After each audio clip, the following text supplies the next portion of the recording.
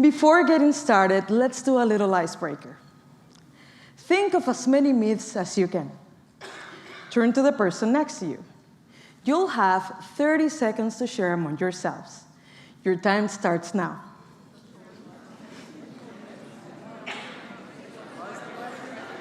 Think about myths and legends.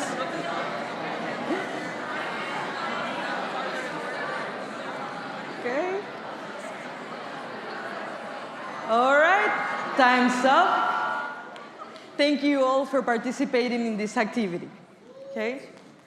Now, raise your hand if you mentioned Caribbean myths, folklore, or anything related to Taino mythology.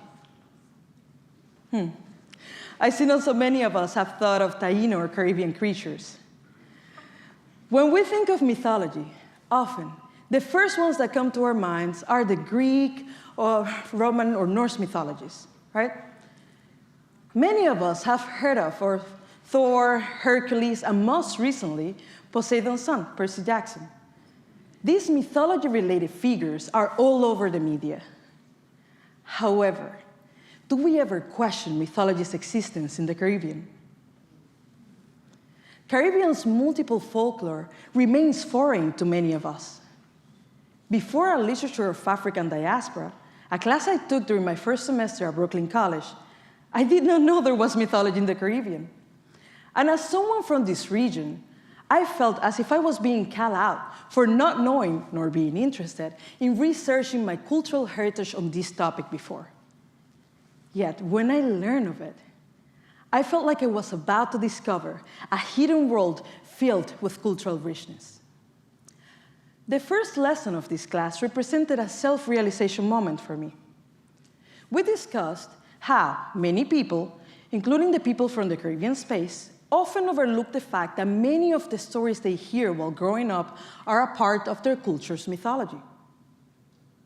While learning this, memories of the stories my grandmother used to tell me came flooding back. And I realized there was so much to learn about my roots, my people, and my culture. Occasionally, my grandmother would recount stories involving ciguapas, galipotes, and brujas, witches. These stories, either from first-hand experience or from a friend, would captivate my imagination, and sometimes leave me with nightmares for days. Of these, I remembered La Ciguapa and realized it was much more than a scary creature in people's stories, but a mythological creature and a significant part of my culture. Ciguapas are one of the most prominent mythological creatures of the Dominican Republic. Ciguapas are female humanoids that inhabit the deep forests of the mountain regions in the Dominican space. Depicted sometimes as good-natured protectors of the forest, but mostly as evil, deceitful creatures, they're said to have a soft whimper as their only vocal communication. Either black or blue skin, backward-facing feet that make it almost impossible to trace and capture them, and extremely long, silky hair that covers their nakedness. Ciguapas use their woman-like figure to charm male travelers deep into the forest who disappear after being seduced. The Ciguapa legend is often used as a cautionary tale, and though its origin is unconfirmed, a major hypothesis is that the Dominican Ciguapa is a combination of indigenous beliefs, European myths, and African myths. On the first day of class during the spring of 2019, I knew only a fraction of the information about Ciguapas I am sharing with you today. Curiosity sparks knowledge, and that knowledge sparks even more curiosity. I learned that Caribbean mythology and Taino mythology are almost unknown fields, given their little exposure in comparison to other mythologies of the world. This led me to research storytelling in the Dominican oral tradition for my thesis during my last semester at Brooklyn College. However, in the early stages of the research process, I realized that finding the information necessary to build my thesis would represent a challenge, given that very few reliable sources of information were available for this topic.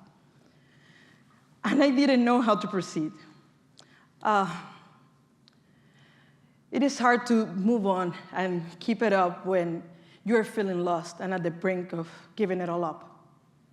When questioning why my research is relevant, I turn back to my initial idea, which was essentially learn more about cultural identity through the storytelling and oral tradition in my country. This process of introspection helped me to map out my thesis. I turned to everyone I knew and asked if they could share any stories they have heard before or knew of anyone who could.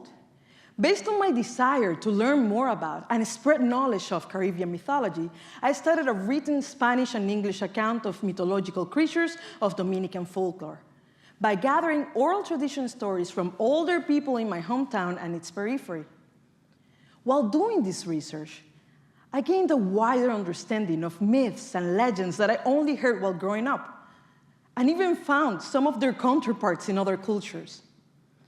With the help of storytellers and the information I was able to gather, I finished my thesis with more than 35 pages, containing descriptions, artist graphic depictions, and stories of 5 major Dominican mythological creatures.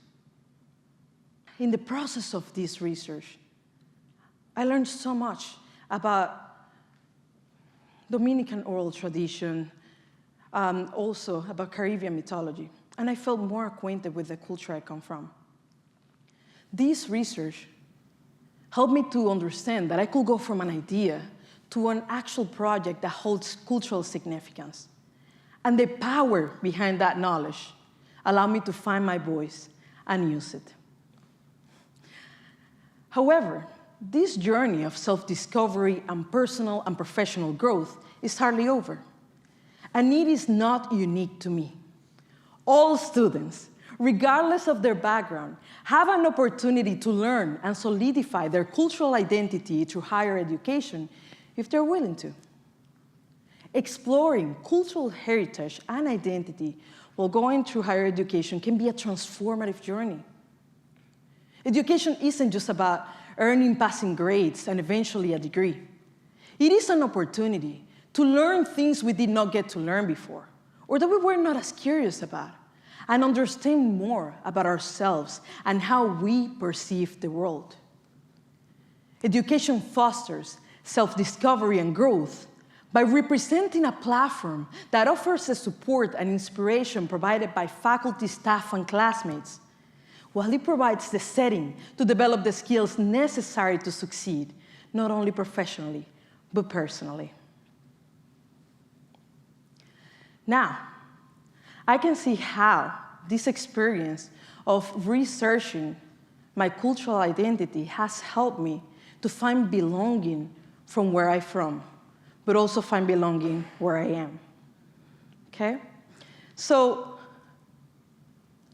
after completing this research, I realized that it was possible for me to not only learn about cultural identity and Dominican oral tradition and storytelling, but that also I was able to share this with others. While I was doing this research, I was able to connect with my heritage, with my roots. I was able to connect with other people that were interested in this project. Now, I am able to understand that whenever we feel curiosity about something, we should simply move on and understand more about how we perceive the world. As a teacher, I leverage my own negative experiences as a student to inform my commitment to cultural inclusivity and responsiveness in the classroom, recognizing the importance of students feeling valued and understood. I incorporate diverse perspectives into the curriculum to validate students' identities and foster a sense of belonging and empowerment. All these experiences have led me to think about grit, right? And instead of just focusing on the things that I wasn't able to understand, I was able to find a new path to understand new things.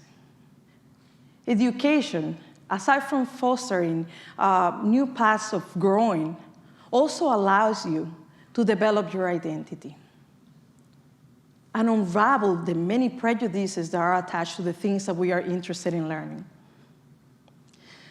This led me to think about how grit is a huge part of my journey. UPenn psychology professor, Dr. Angela Duckworth, alongside Dr. Christopher Peterson, Dr. Michael D. Matthews, and Dr. Dennis Kelly, define grit as the perseverance and passion for long-term goals. However, what fuels grit? I believe grit is made of and fueled by perseverance and passion. Perseverance is faith linked to action. Passion is engagement and being invested with excitement in some activity, object, or concept. Grit is the combination of two of the most powerful experiences human beings are capable of. Grit is the key that opened the door to my research when I felt there was no path to move forward. Grit is having that unwavering faith in oneself, agency, and drive to move forward with or without motivation. Seeing one's potential, and believing one is capable and worthy of accomplishing the goal. However, as this team of psychologists stated, grit involves long-term goals. Time and the setbacks, failures, and disappointments that may occur within it are the soil that allows us to cultivate grit. Thus, grit is commitment, resilience, and consistency. Commitment is the spark that ignites the fire of our dreams. It's the unwavering dedication to a cause, a goal, and a vision that refuses to be swayed by obstacles or setbacks. Resilience is the steel in our spines. Resilience invites us to establish a refusal to crumble in the face of adversity. And consistency is the daily grind, the small steps taken day in and day out that add up to monumental achievements. Grit isn't just a quality. It is a mindset. Grit's pillars of commitment, resilience, and consistency are what helped me to not only learn about mythology in the Caribbean, but today talk about it and continue to be invested in learning. Grit is what helped me to become an educator, teaching English language arts, and serve my students with the empathy, curiosity, proactiveness, and eagerness they deserve. I strive to be the teacher I would have wanted when I was in their shoes. As a teacher, I leverage my own negative experiences as a student to inform my commitment to cultural inclusivity in the classroom and also allow responsiveness. Recognizing the importance of students feeling valued and understood. In my experience as a student and the staff of the City of University of New York, I've learned that our college students struggle with their daily hidden, unspeakable struggles. We are caregivers, household income sources, either fresh out of high school or a few generations past that. We are parents, siblings, grandparents. We are first-generation college students. We are the most diverse student body in the United States, with the students coming from all over the globe, facing the language barrier, cultural shock, a limited social collective consciousness, and a lack of a sense of belonging. We face physical, intellectual, and emotional disabilities, financial hardships, and the list goes on and on. Despite all these struggles, CUNY students are gritty, and grit is an essential component of our students' success. Now, as a teacher, I've realized that keeping students engaged and eager to participate in open discussion can be quite challenging. At times, students feel foreign to the ideas they're presented with. And as their facilitator, I try to make the knowledge as accessible as possible. Yet I believe connecting the curriculum to the real world, the world they know, helps to communicate ideas in their language, but exposing them to new knowledge. Both my experiences as a student and educator have helped me to develop grit. Grit is what has led me to question amazing curriculums and formulate ways to make them more accessible to students. Grit is what has helped me to establish a positive classroom culture. And grit is what has driven me to teach English as a second language and help others learn the language like I once did. Today, I see how my interest in learning more about cultural identity through the Caribbean mythology and the oral tradition has led me to find my lifelong passion for storytelling and education.